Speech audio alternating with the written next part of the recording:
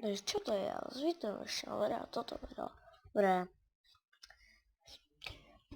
No, jak nastavit, aby vám to jelo pomalu, jako abyste natáčeli bez lagu.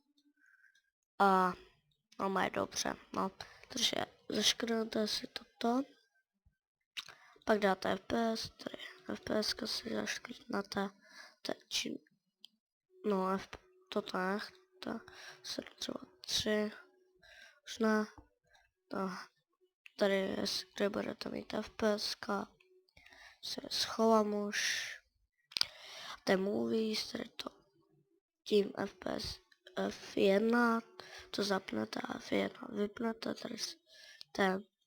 tady mikrofon, tady 30 FPS, tady full size a screenshot budete tady to necháte a tady to si můžete vybrat už sami a já si tam dám BMP. Takže toto byl konec tutoriálu a uvidíme se dalšího tutoriálu nebo videa nebo vlogu. Tak zatím